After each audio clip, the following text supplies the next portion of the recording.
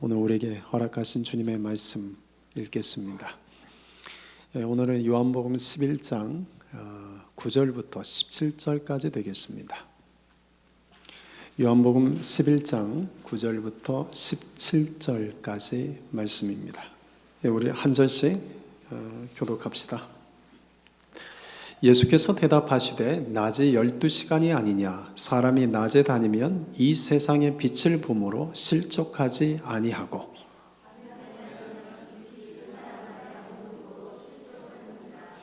이 말씀을 하신 후에 또 이르시되 우리 친구 나사로가 잠들었도다 그러나 내가 깨우러 가노라.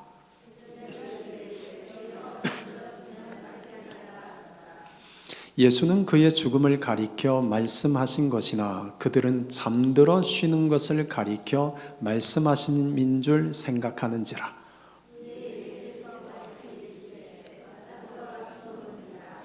내가 거기 있지 아니한 것을 너희를 위하여 기뻐하노니 이는 너희로 믿게 하려 함이라. 그러나 그에게로 가자 하시니. 도마가 다른 제자들에게 말하되 우리도 주와 함께 죽으러 가자 하니라. 같이 읽습니다. 예수께서 와서 보시니 나사로가 무덤에 있은지 이미 나으리라. 아멘.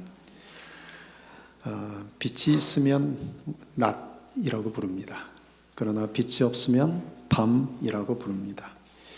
낮에는 실족할 일이 없습니다. 그러나 밤에는 실족할 일이 많습니다.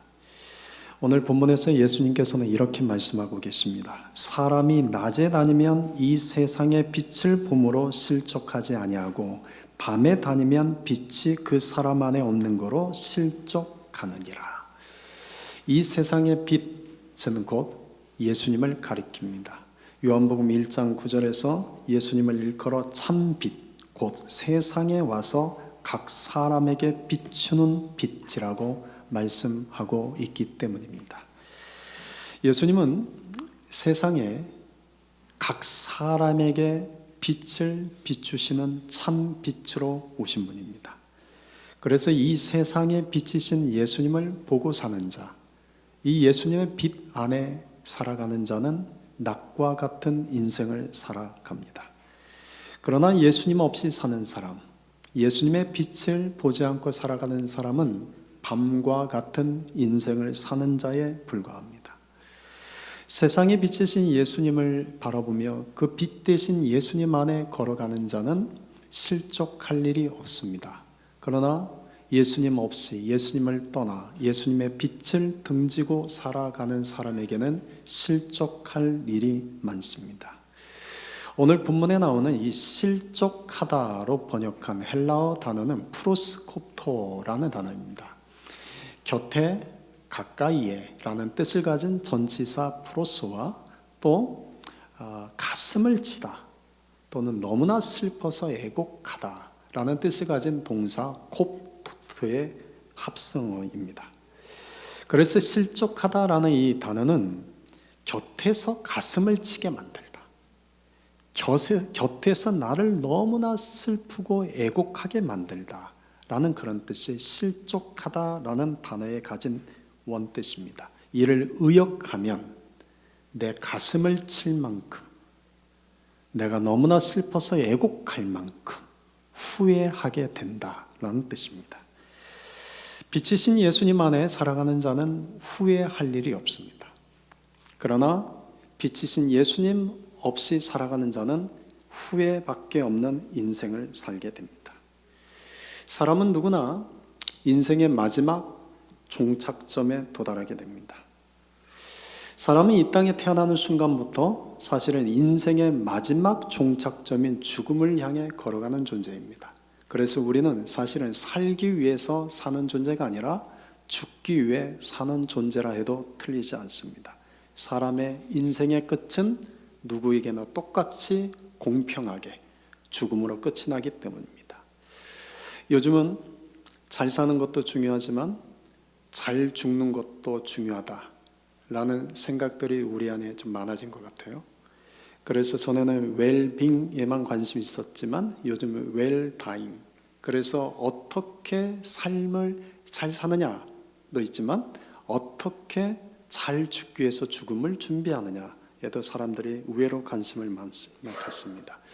저는 이것은 좋은 현상이라고 생각을 해요. 왜냐하면 사람은 누구나 인생의 마지막 종착점인 죽음을 향해 살아가는 존재이기 때문입니다. 그런데 인생의 마지막 종착점에 도착하게 되면 그때 우리가 알게 됩니다. 누가 후회밖에 없는 인생을 살았는지, 누가 후회 없는 인생을 살았는지. 이 땅에서 아무리 건강하게 살았어도, 이 땅에 아무리 인생을 즐기며 살았어도, 이 땅에서 아무리 여유를 가지고 인생을 마음대로 살았어도, 인생에 사람들이 부러워할 만한 큰 업적을 남기며 살았어도 그가 예수님 없이 살아갔다면, 그가 예수님의 빛을 바라보지 못하고 살아갔다면 그는 인생의 마지막 종착점에 가서야 그때 깨닫게 될 겁니다. 내가 후회밖에 없는 인생을 살았구나.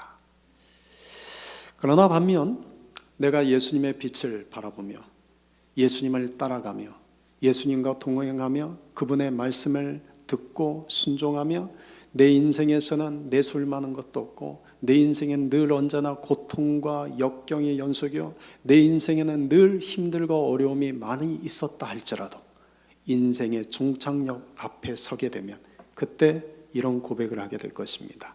나는 후회 없는 인생을 살았구나. 사람이 죽음을 앞두고서 가장 많은 후회를 하는 것들이 있습니다.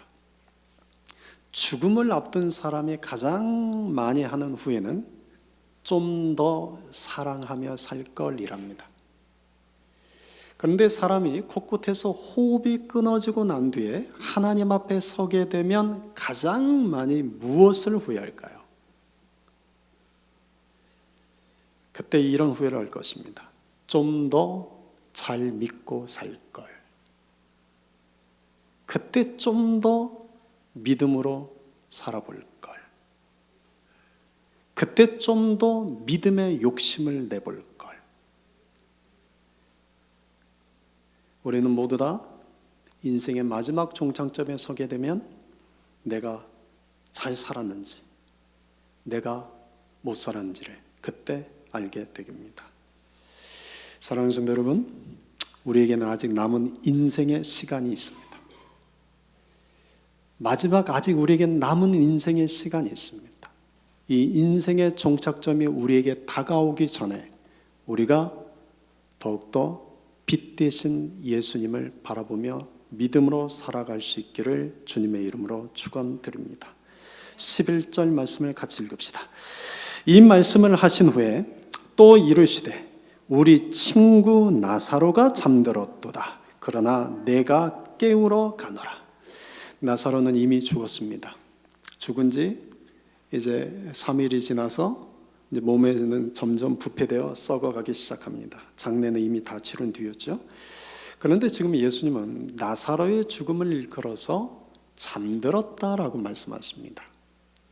마가복음 5장 39절에서도 보면 회당장 야이로의 딸이 죽었을 때 이 아이는 죽은 것이 아니라 잔다라고 말씀합니다.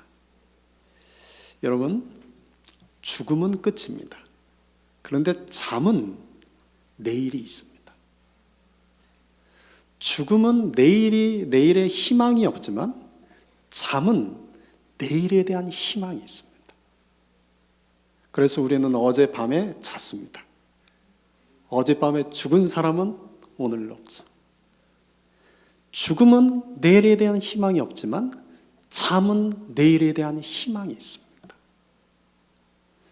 빛이신 예수님이 다가오시는 사람은 내일에 대한 희망이 있습니다.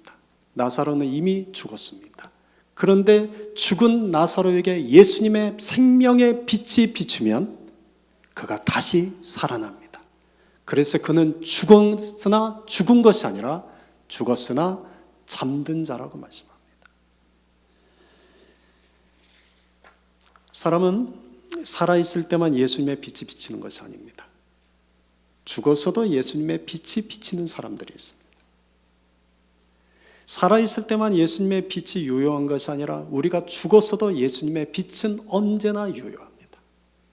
그래서 이 세상을 사는 동안에도 우리는 늘 언제나 내일에 대한 희망과 소망이 주어집니다. 그러나 그 내일에 대한 희망과 소망은 죽은 뒤에도 변함없이 내일에 대한 희망과 소망이 계속 이어집니다.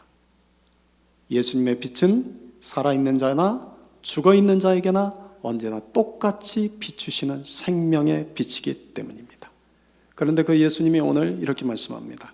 우리 친구 나사로가 잠들었다. 그리고 거기서 멈추지 않고 한마디를 덧붙이십니다. 그러나 내가 깨우러 가노라. 우리 친구 나사로가 잠들었는데 내가 깨우러 가겠다라고 말씀합니다.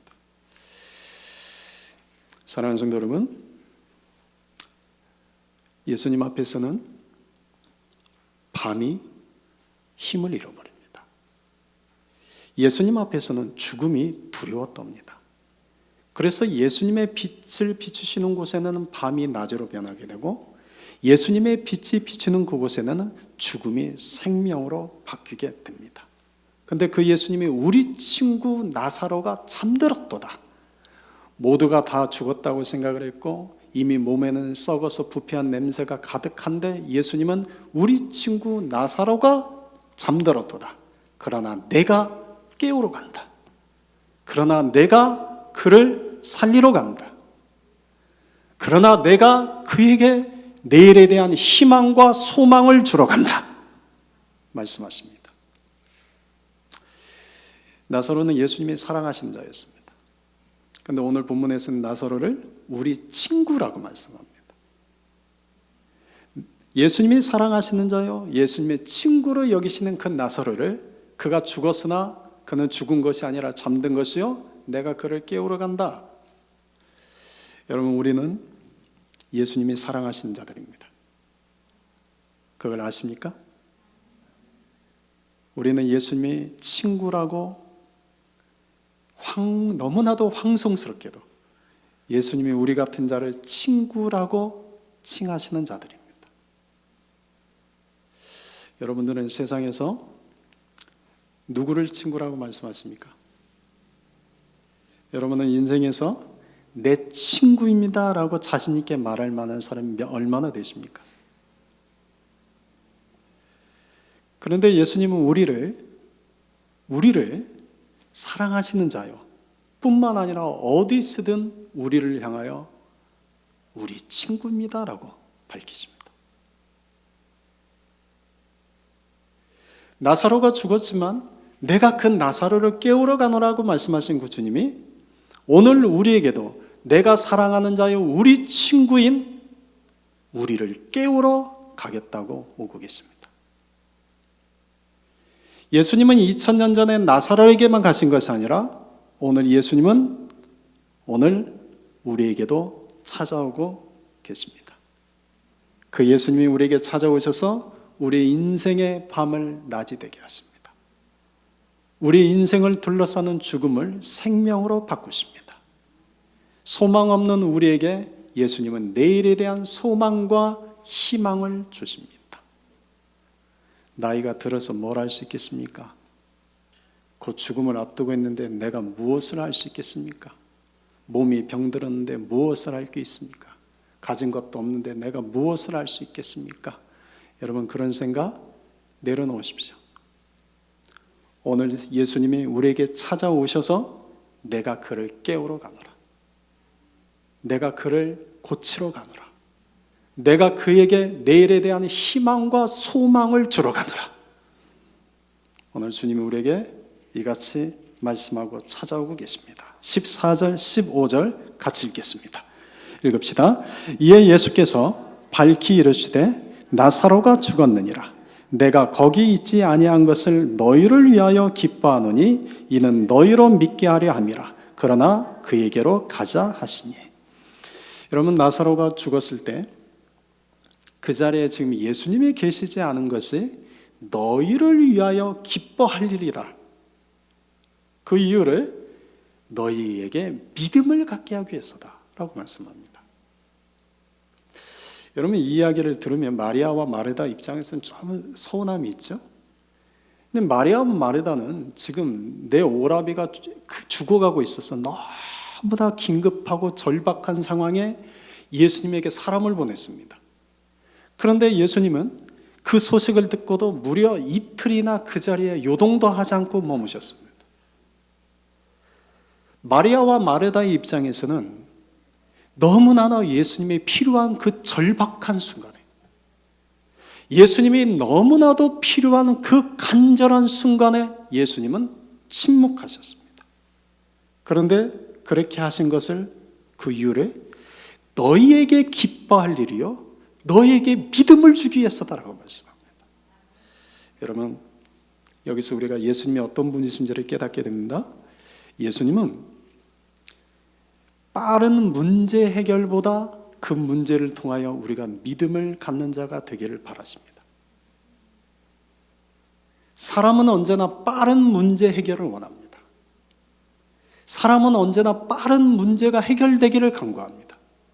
그런데 주님의 관심은 빠른 문제가 해결되는 데 있지 않고 그 문제를 통해서 우리가 믿음을 갖는 자가 되고 그 문제를 통해서 우리의 믿음이 더 깊어지는 자가 되고 그 문제를 통해서 우리의 믿음이 더 자라는 자가 되기를 원하십니다. 그래서 때로는 주님은 우리가 너무나 절박하게 주님이 필요한 그 순간, 우리가 너무나도 주님이 우리 안에 역사해 주시기를 바라는 그 상황에 주님은 때론 침묵하십니다. 야곱의 11번째 아들이 누구죠? 야곱의 11번째 아들이 누구죠? 요셉이죠. 요셉이 17살에 형들의 미움을 받아서 미디안 상인에게 노예로 팔려갑니다. 형들에게 팔려서 노예가 되어서 애굽까지 끌려가는 동안 요셉은 얼마나 눈물로 하나님께 기도했겠습니까? 하나님, 내가 노예로 끌려가고 있는데 나를 풀어주십시오. 나를 살려주십시오.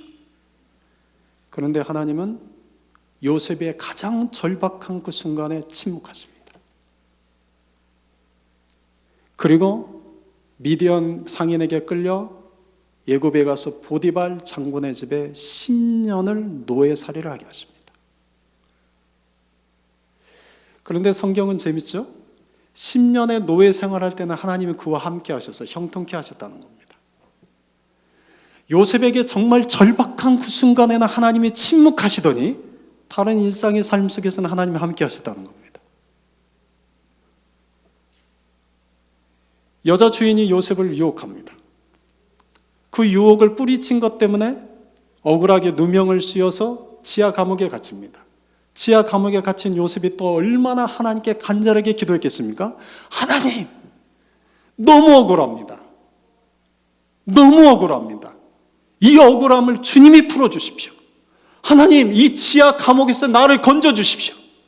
그런데 또 그 가장 인생의 절박한 그 순간 하나님은 또 침묵하십니다. 그리고 그 지하 감옥에 몇 년 있었습니까? 3년 있었어요. 그런데 또 성경은 재밌게도 지하 감옥에 있는 동안 하나님이 함께 하셔서 형통케 하셨더라고요. 하나님이 우리 일상의 삶 속에서 함께 하시는 것을 느끼게 해주십니다. 우리 일상의 삶 속에서 하나님이 나와 함께 하시고 나에게 은혜 주시고 복 주시는 것을 경험케 하십니다. 그런데 내 인생의 가장 절박한 그 순간, 내 인생의 이 문제 하나만에 해결 주셨으면 하는 그 문제에 대해서는 하나님이 침묵하십니다. 하나님이 정말 내 기도를 들어주시나 싶을 만큼 하나님은 그 문제를 해결하지 않으십니다.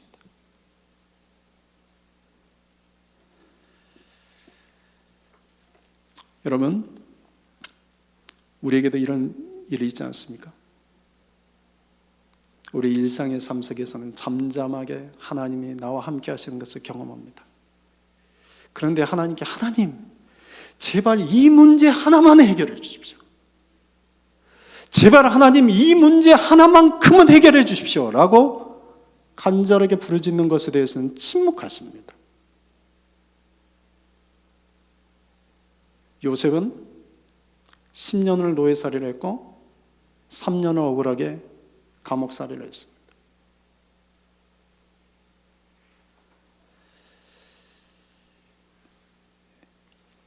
우리도 이런 때가 있습니다. 그래서 하나님께 이럴 때가 되면 이렇게 외치죠. 하나님 언제까지십니까? 하나님 언제까지십니까? 언제까지 이 문제 하나 해결해 주지 않으십니까? 하나님 다른 문제, 다른 은혜 주지 않으셔도 됩니다. 그러나 적어도 이 문제 하나만은 좀 해결해 주십시오. 언제까지 기다려야 됩니까? 그런데도 하나님은 그 문제는 침묵하십니다.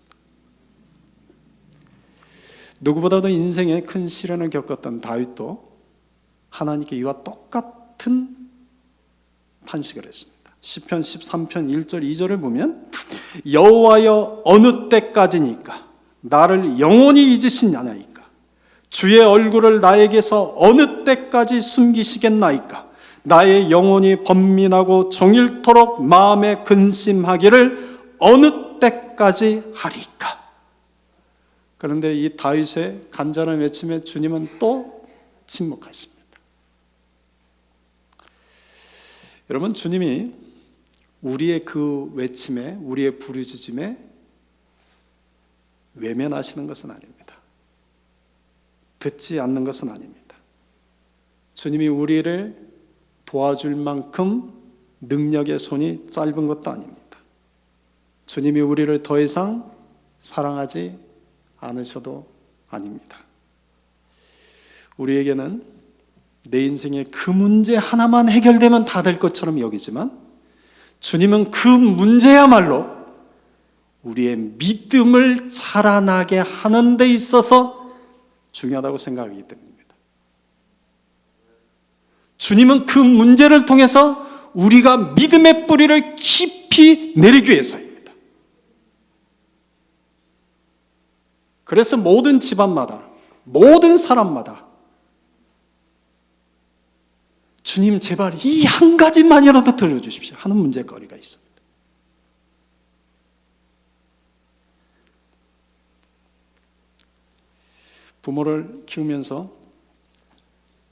부모로서 아이들을 키우면서 이것을 깨닫게 돼요.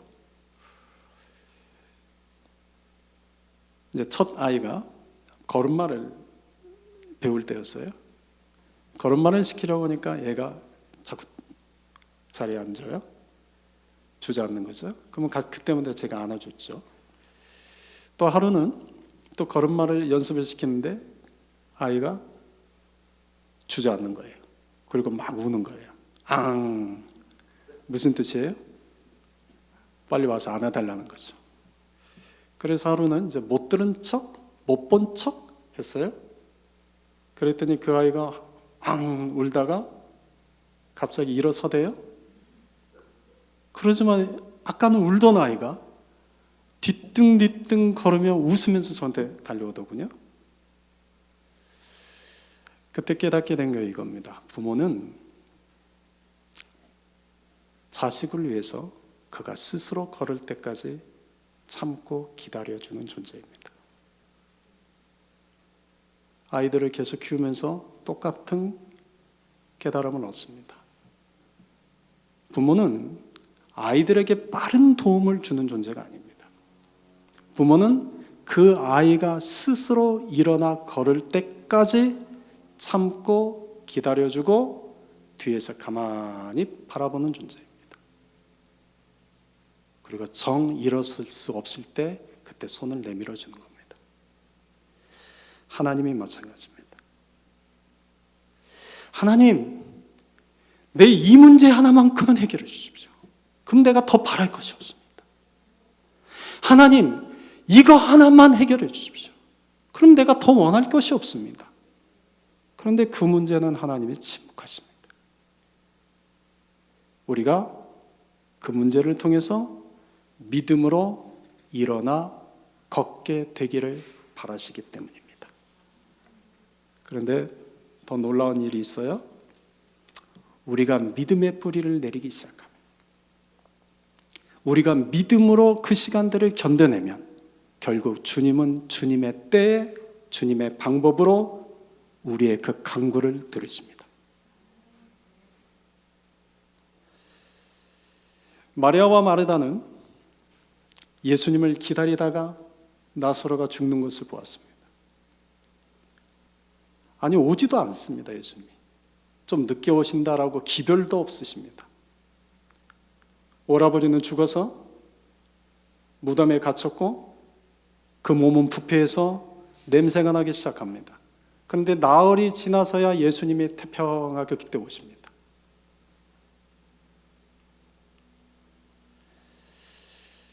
그런데 예수님이 그때 찾아오셔서 나사로를 살리십니다. 인생에 가장 늦었다고 생각할 때, 더 이상 희망이 없다고 생각할 때, 더 이상 이것은 안 돼, 다른 것은 몰라도 이 문제는 안 돼 라고 포기하고 있을 때 주님은 오셔서 그 문제를 해결하십니다. 그 일을 이루십니다. 요셉 역시도 뒤늦게야 하나님의 뜻을 깨닫게 되었습니다. 왜 그때 하나님이 침묵하셨는가? 왜 내 가장 인생의 절박한 순간, 가장 눈물로 기도했던 그때 왜 주님은 침묵하셨는가? 시간이 지나서 깨닫습니다. 창세기 45장 7절 8절을 보면 훗날 요셉이 형제들에게 이런 고백을 하죠. 하나님이 큰 구원으로 당신들의 생명을 보전하고 당신들의 후손을 세상에 두시려고 나를 당신들보다 먼저 보내셨나니 그런즉 나를 이리로 보낸 이는 당신들이 아니요 하나님이시라. 하나님이 나를 바로에게 아버지로 삼으시고 그 온 집의 주로 삼으시며 애굽 온 땅의 통치자로 삼으셨나이다. 여러분, 요셉이 몇 살에 노예로 팔려갔어요? 17이에요. 이제부터 좀 저랑 산수해 봅시다. 요셉이 총리가 된 것은 몇 살이죠? 몇 살에 총리가 됐죠? 30살이었어요. 그러고 나서 몇 년 흉년을 지났죠? 풍년을 지났죠? 7년을 지났어요. 그리고 나서 7년 흉년이 다가왔죠? 근데 형들이 가나안에 흉년이 된 두 번째 해에 찾아옵니다. 그러니까 이때 요셉의 나이가 몇 살이에요? 39이죠. 계산되셨어요? 17살의 요셉은 하나님, 나를 살려주십시오. 나를 왜 노예로 팔려가도록 내버려 두십니까? 그때는 하나님의 침묵하시는 의미를 몰랐어요? 그런데 몇 년이 지나서 깨닫게 됩니까? 39, 17, 몇 년이 지나서? 22년이 지나서 깨닫습니다. 이것이 우리 인생이죠. 깨닫는 것이 둔한 것이 우리 인생이기도 하지만 그러나 뒤늦게라도 깨닫는다는 것은 복이 있는 것이죠. 요셉은 22년이 지나서야 왜 하나님이 그때 침묵하셨는지 그 이유를 깨닫습니다. 그러나 중요한 건 주님은 그때 그분의 뜻대로 요셉과 함께하고 계셨다는 사실입니다. 여러분, 하나님의 자녀들에게 까닭 없는 고통 없습니다. 이유 없는 아픔, 슬픔 없습니다. 또 하나님이 침묵하실 때도 이유가 있습니다. 하나님이 침묵하시는 것처럼 보일 때도 다 그분의 뜻이 있습니다. 그런 일들을 통해서 주님이 우리에게 원하시는 것은 우리가 그 일을 통하여 믿는 자가 되는 것입니다. 그 상황 속에서도 우리가 흔들림 없이 믿는 자가 되는 것입니다. 사랑하는 성도 여러분, 흔들림 없이 믿는 자들이 될 수 있기를 주님의 이름으로 축원드립니다. 16절을 같이 읽읍시다. 디도모라고도 하는 도마가 다른 제자들에게 말하되 우리도 주와 함께 죽으러 가자 하니라. 앞서 7절에서 예수님의 제자들에게 우리 유대로 가자라고 했을 때 제자들의 그때 반응은 랍비여, 방금도 유대인들이 돌로 치렸는데 또 그리로 가자고 하십니까? 이런 반응이었어요.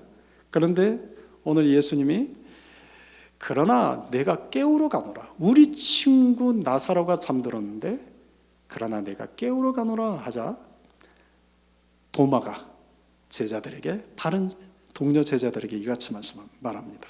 우리도 주와 함께 죽으러 가자. 뜬금없는 얘기죠. 너무 뜬금없는 얘기 아닙니까? 예수님은 지금 깨우러 간다는데 도마는 우리도 주님과 함께 죽으러 가자라고 말합니다. 왜 그랬을까요? 이 말에는 지금 예수님이 나사로를 살리신 뒤에는 십자가에 죽으실 것이라는 것을 암시하는 말입니다. 그런데 도마가 이것을 알고 말한 게 아닙니다.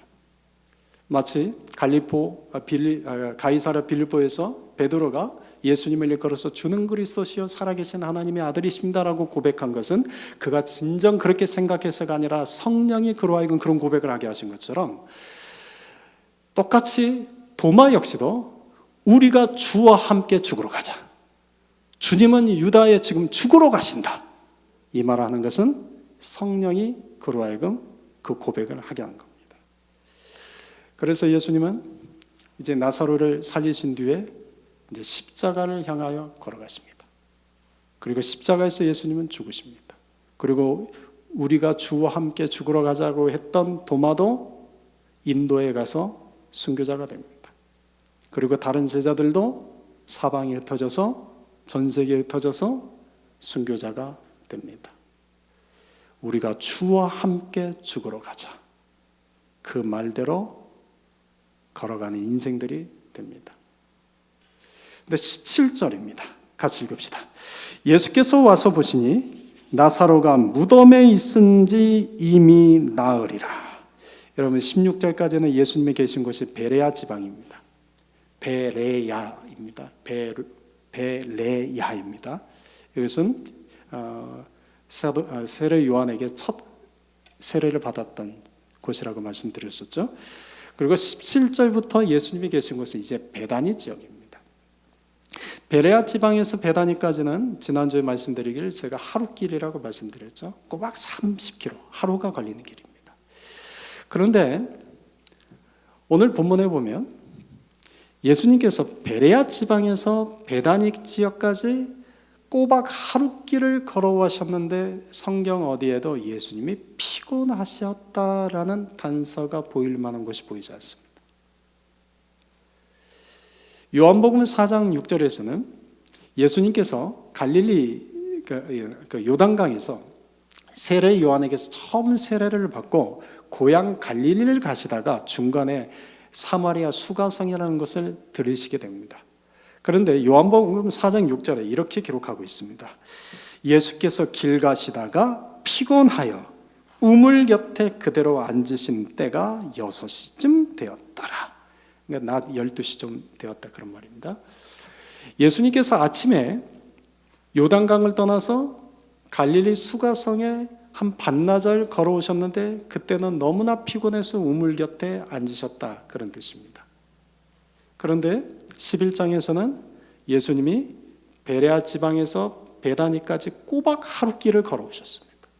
그런데 피곤하였다라는 단어가 보이지 않습니다. 예수님의 피곤하신 모습도 찾아볼 데가 없습니다. 여러분 4장에서는 반나절만 걸어도 그렇게 피곤하셨던 예수님이 11장에 가서는 하루 종일 걸었는데도 피곤한 기색도 보이지 않는 이유는 무엇 때문일까요?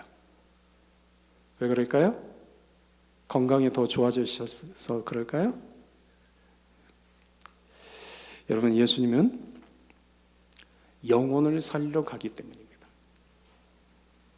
잠든 영혼을 깨우러 가기 때문입니다. 잠든 영혼을 살리러 가는 그 길, 잠든 영혼을 깨우러 가는 그 길에는 피곤함이 없습니다.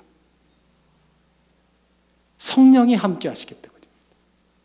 그래서 인생에서 가장 가치 있고 인생에서 가장 보람된 일은 영혼을 살리는 것입니다.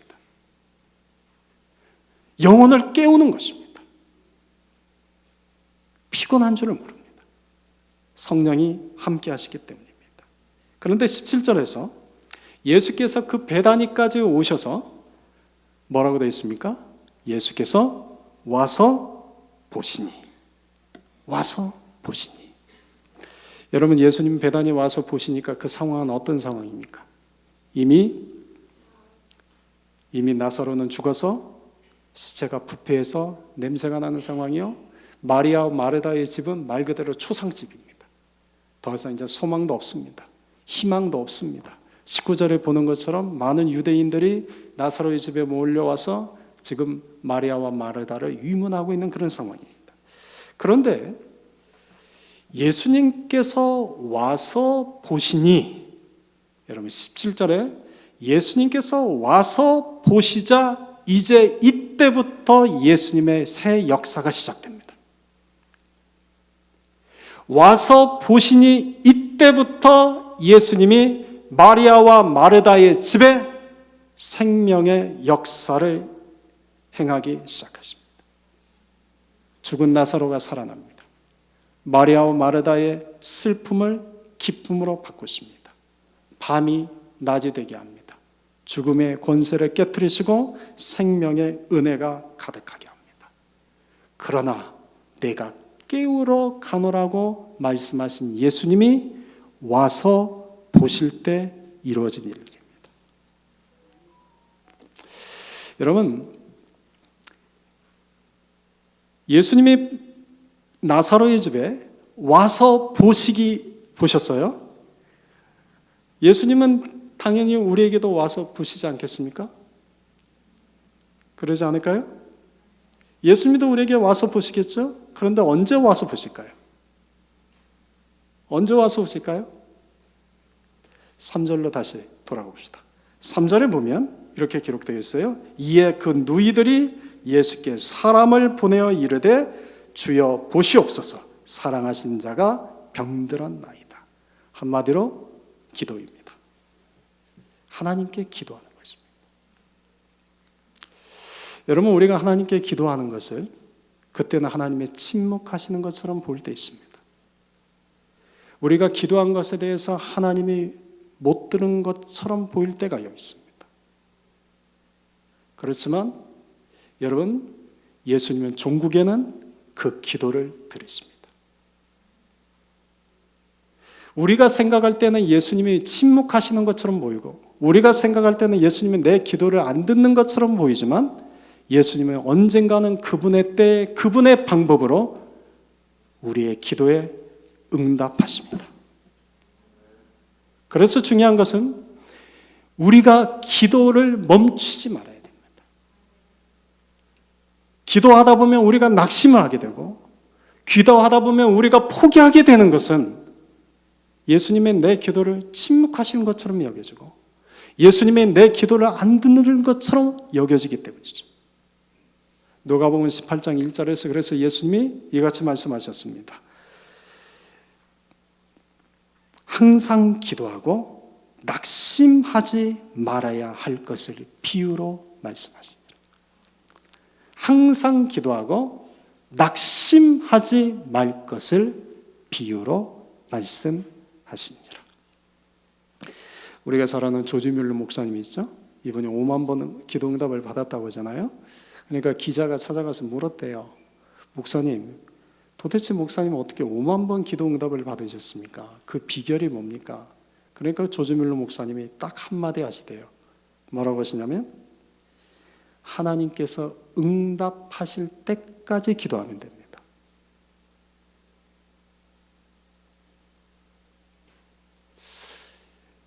돌이켜보면 우리가 기도는 시작했는데 응답이 안 되는데 중간에 포기한 기도 제목들이 너무나 많습니다.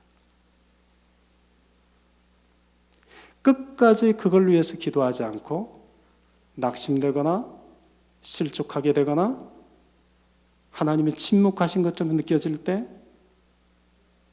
그 기도를 포기해버립니다. 항상 기도하고 낙심하지 말아야 할 것을 예수님은 비유로 가르치셨습니다. 그리고 또 이같이 말씀하십니다. 마가복음 11장 24절 같이 읽읍시다. 그러나 내가 너희에게 말하노니 무엇이든지 기도하고 구하는 것은 받은 줄로 믿으라. 그리하면 너희에게 그대로 되리라. 예수님의 동생인 야고보 사도도 기도 응답에 대해서 이같이 말씀하셨습니다. 야고보서 1장 6절 오직 믿음으로 구하고 조금도 의심하지 말라. 아멘. 오늘 말씀을 마무리하겠습니다. 여러분, 우리 인생에 해결되지 않는 문제들이 한두 가지씩 있습니다. 너무나 나에게는 절박하고 나에게는 이 문제 하나만 해결해 주셨으면 너무나 좋은데, 그래서 그니까 주님께 기도도 하고 눈물 흘리기도 하고 작정 기도도 했는데 여전히 침묵하시는 것처럼 보이는 그 문제가 우리 안에 한두 가지씩 있습니다. 사랑하는 성도 여러분, 그 일을 통해서 주님이 원하시는 것은 뭐라고요? 우리의 믿음입니다. 우리의 믿음입니다. 믿음으로 낙심하지 않고 항상 기도하면 됩니다. 하나님은 하나님의 때에 반드시 역사하십니다. 밤을 낮이 되게 하시는 분입니다. 죽음을 생명으로 바꾸시는 분입니다. 우리 인생에 능치 못할 일이 없는 주님이십니다. 우리 모든 성도들이 그 주님의 은혜를 누리며 살게 되기를 주님의 이름으로 축원드립니다. 아멘.